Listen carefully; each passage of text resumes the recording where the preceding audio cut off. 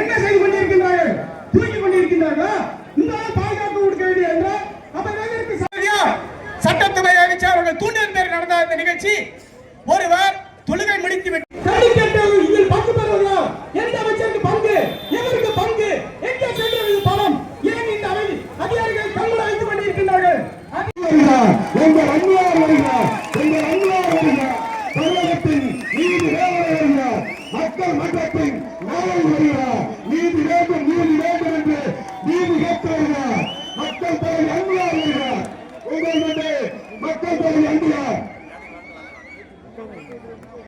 ஆர்ப்பாட்டம் ஆர்ப்பாட்டம் இது ஆர்ப்பாட்டம் ஆர்ப்பாட்டம் இது ஆர்ப்பாட்டம் தேமுதிக ஆர்ப்பாட்டம் தேமுதிக ஆர்ப்பாட்டம் தேமுதிக ஆர்ப்பாட்டம் தேமுதிக ஆர்ப்பாட்டம் மக்கள் மனதில் என்றும் வாழும் மக்கள் மனதில் என்றும் வாழும் மக்கள் மனதில் என்றும் வாழும் மக்கள் மனதில் என்றும் வாழும் புரட்சி கலைஞர் புனித தலைவர் கலைஞர் புனித தலைவர் புரட்சி கலைஞர் புனித தலைவர் புரட்சி கலைஞர் புனித தலைவர் கேப்டன் ஆசியோட ஆர்ப்பாட்டம் கேப்டன் ஆசியோட ஆர்ப்பாட்டம் கேப்டன் ஆசியோட ஆர்ப்பாட்டம் கேப்டன் ஆசியோட ஆர்ப்பாட்டம் தேமுதிக பொதுச் செயலாளர் தேமுதிக பொதுச் செயலாளர் தேமுதிக பொதுச் செயலாளர் தேமுதிக பொதுச் செயலாளர் மக்கள் தலைவி அந்நியாரின் மக்கள் தலைவி அந்நியாரின் மக்கள் தலைவி அந்நியாரின் மக்கள் தலைவி அந்நியாரின் தலைமையில் நடைபெறும் ஆர்ப்பாட்டம் தலைமையில் நடைபெறும் ஆர்ப்பாட்டம் தலைமையில் நடைபெறும் ஆர்ப்பாட்டம் மக்கள் நலனில் அக்கறை இல்ல மக்கள் நலனில் அக்கறை இல்ல மக்கள் நலனில் அக்கறை இல்ல மக்கள் நலனில் அக்கறை இல்ல அரசுக்கு எதிராக ஆர்ப்பாட்டம் அரசுக்கு எதிராக ஆர்ப்பாட்டம் அரசுக்கு எதிராக ஆர்ப்பாட்டம் அரசுக்கு எதிராக ஆர்ப்பாட்டம் மாபெரும் கண்டன ஆர்ப்பாட்டம் மாபெரும் கண்டன மாபெரும் கண்டன ஆர்ப்பாட்டம் ஜவஹர் அலியின் கொலைக்கு யார் பொறுப்பு? சமூக ஆர்வலர் ஜவஹர் அலியின் கொலைக்கு யார் பொறுப்பு? கனிம வளத்தை கொள்ளையடித்து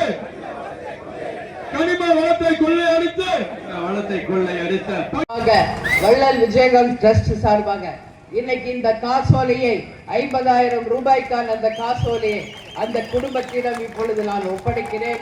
இது தொடக்கம்தான்.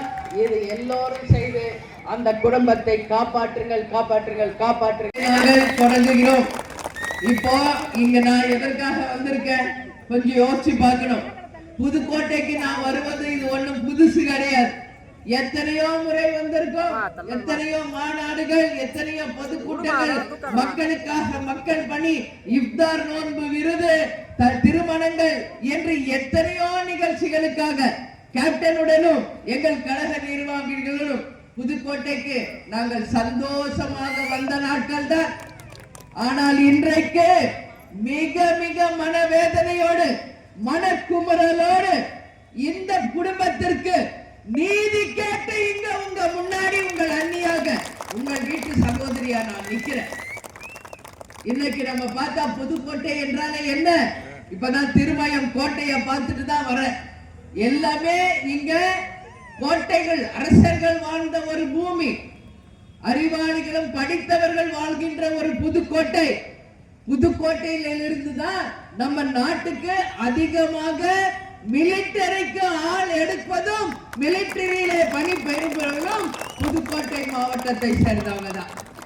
அந்த புதுக்கோட்டை மாவட்டத்தை சேர்ந்தவர்களுக்கு ஒரு நீதி இல்லை அப்படின்னா இதை என்ன நம்ம சொல்றது? அவங்க என்ன செய்தார்? மிஸ்டர் ஜகபர் அலி அப்படிங்கிறவர் இந்த 2 பெண்கள் 3 பையன்கள் மனைவி, இந்த குடும்பம் தான் அவங்க குடும்பம். இன்னைக்கு இந்த 2 பெண்களும் கண்ணீர் விட்டுக்கிட்டே இருக்காங்க. என்னால அவங்களை சமாதானப்படுத்த முடியல. ஏன்னா இன்னைக்கு அவங்க அப்பாவை இழந்திருக்காங்க, இன்னைக்கு தன் தகப்பனை இழந்திருக்கு இந்த குடும்பம். இதுக்கு யார் பதில் சொல்றது? ஏன் உயிர் இருந்துச்சு அவரு? அப்படி என்ன ஒரு தப்பு பண்ணாரு? நீதியை, நியாயத்தை, உண்மையை தட்டி கேட்டதற்காக இன்னைக்கு படுகொலை செய்யப்பட்டிருக்கிறார் திரு ஜகபர் அலி அவர்கள். அவருக்கு இந்த கூட்டத்தின் வாயிலாக நாம் அனைவரும் சேர்ந்து ஒரு வீர வணக்கம் டு ஜகபர் அலி ஐயா அவர்களுக்கு வீர வணக்கம், வீர வணக்கம், வீர வணக்கம், வீர வணக்கம், வீர வணக்கம், வீர வணக்கம். இந்த மாதிரி 1-2 நல்லவர்கள் இருக்கிறதுனாலதான் இந்த பூமி இன்னும் உயிரோடு இருக்குதுன்றது யாரும் மறந்துடாங்க. கேப்டனும் இது மாதிரி தான் உண்மைக்காக நேர்மைக்காக எல்லா நேரத்திலும் போராட்டம். யாரெல்லாம் கொள்ளையடிக்கிறார்களோ லஞ்சவாதிகள் ஊழல்வாதிகள் அவர்களை எதிர்த்து தன்னுடைய வாழ்நாள் இறுதி நாள் வரை கேப்டன் போராடினார். இன்னைக்கு கேப்டனுடைய மறுஉருவமாக அவரின் தம்பியாக ஜெகபர் அலி அவர்கள் இங்கே நடக்கின்ற கனிம வள கொள்ளையை தட்டி கேட்டதற்கு அவருக்கு கிடைத்த பரிசு என்ன? மரணம், கொலை. அதுவும் அது பயங்கரமான ஒரு கொலை செய்யப்பட்டிருக்க. இது எந்த வகையில நியாயம்? அப்ப இங்க இருக்கிறவங்க யாரும் உண்மையை பேசக்கூடாதா? நியாயத்தை தட்டி கேட்க கூடாதா? மக்களுக்காக பேசக்கூடாதா? இந்த நாட்டுக்காக பேசக்கூடாதா என்ற கேள்விதான் இங்க வருகிறது. இன்னைக்கு கனிமவள கொள்ளை புதுக்கோட்டை, வேலூர் மாவட்டம், தென்காசி மாவட்டம், கோயம்புத்தூர் மாவட்டம் என்று தமிழ்நாடு முழுக்க அனைத்து இடங்களிலும் மணல் கொள்ளை ஒரு பக்கம், கனிமவள கொள்ளை ஒரு பக்கம் என்று தமிழகமே இன்னைக்கு கொள்ளை பூமியாக ஆளும் கட்சியினரால மாற்றப்பட்டிருக்கிறது. இன்றைக்கு நாம பார்த்தோம்னா இந்த கனிம வளத்தின் மூலமாக பல லட்சம் கோடிகளை சுரண்டி பிழைத்து இது போல அப்பாவிகளை இன்னைக்கு மரணம் படுக்கைக்கு கொண்டு சென்று அவங்க குடும்பத்தை இன்னைக்கு நிர்கதி ஆக்கி இருக்காங்களே, அவங்களுக்கு நிச்சயம் கடவுள் என்று இருந்தால் தண்டனை கொடுத்தே தீர்வார் என்பதை உறுதியாக நான் சொல்றேன். என்ன நியாயம் கிடைக்கணும் அவங்களுக்கு? எதுக்காக அவர் என்ன கேட்டார்? டாரஸ் வண்டி மூலமாக எத்தனையோ லோடு வந்து இங்க கனிமவள கொள்ளை தொடர்ந்து பல ஆண்டுகளாக நடக்குது. அதை தட்டி கேட்ட பாவத்திற்காக இன்னைக்கு அவர் படுகொலை செய்யப்பட்டு இருக்கிறார். இங்க வந்து நேற்றுலாம் இங்க பார்த்த இந்த மேடையை போடக்கூடாதுன்னு நேத்து பூரா ஒரே நைட் எல்லாம் அமக்கணும். ஏன் என்ன பயிற்சி இப்ப உங்களுக்கு? இப்ப இந்த மேடையை போட்டு எங்க மக்கள்கிட்ட பேசுற உங்களுக்கு என்ன? ஏன் பயமா? மக்களை சந்தித்த உண்மையை பேச போறாங்க தேமுதிக உங்களுக்கு பயமா? இத பரந்தாட்டு நிறைய சலசலப்புகளுக்கெல்லாம் அஞ்ச மாட்டாங்க. நீங்க தடுத்திருந்தீங்கன்னா இது மாதிரி இன்னொரு 10 மேடை வந்திருக்கோம். இது யாரும் இங்க வந்து தடுக்க முடியாத மக்களை நாங்க சந்திக்க உரிமையாக அதிகாரப்பூர்வ அனுமதி பெற்றுதான் இன்னைக்கு நாங்க இங்க வந்து உங்க முன்னாடி நிக்கிறோம். அப்படி இருக்கும்போது காவல்துறை எதற்காக இங்க மேடை அமைக்க கூடாது, ஆர்ப்பாட்டம் நடத்த கூடாதுன்னு ஏன் சொல்றீங்க? அப்ப நீங்க அவர் ஜெகபர் அலியை காப்பாத்தி இருந்தா, காவல்துறை தன் கடமையை செய்திருந்தால் நாங்க ஏன் இங்க வரோம்?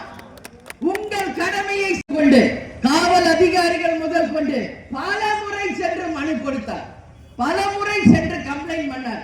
ஆனா என்ன நடந்துச்சு? இன்னைக்கு வரைக்கும் கனிமவள கொள்ளை தடுக்கப்பட்டுச்சா? அது தடுக்கப்படல. யார் மனு கொடுத்தாங்களோ அவரை அடிச்சு காலி பண்ணிருக்கீங்களே. நீங்க எல்லாம் மட்டும் என்ன 1000 வருஷம் வாழ போறீங்களா இந்த பூமியில? என்ன நியாயம் நடக்குதுங்க மக்களுக்கு என்பதை இன்னைக்கு கேட்க கடமைப்பட்டிருக்க. இங்க ஒரு நாளைக்கு 1 லட்சம் டன் கொள்ளை போயிட்டு இருக்கு. ஒரு நாளைக்கு 1 லட்சம் டன் கொள்ளை போய்கொண்டு இருக்கிறது. குவாரிகள் உள்ள தாலுகா திருமயம், அன்னவாசல், குண்டார், கோவில் என்ற அனைத்து பகுதிகளுமே கனிமவள கொள்ளை. 586 குவாரிகள் உள்ளது. 38 அரசு அனுமதி வாங்கியிருக்கு. மீதி எல்லாம் அரசு அனுமதி இல்லாமையே இங்க பல வந்து குவாரிகள் செயல்பட்டு கொண்டிருக்கிறது. அது மட்டும் இல்லாமல் இங்கு முன்னுரிமையே இல்லாம டிரான்ஸ்போர்ட் மூலமாக இங்க குணசேகரன் என்பவர்கள், வட்டாட்சியர் புவியரசன் கடந்த 2 வருடமாக கொள்ளையடிச்சு மக்களுடைய வனைப்பரத்தையும் மக்களுடைய செல்வ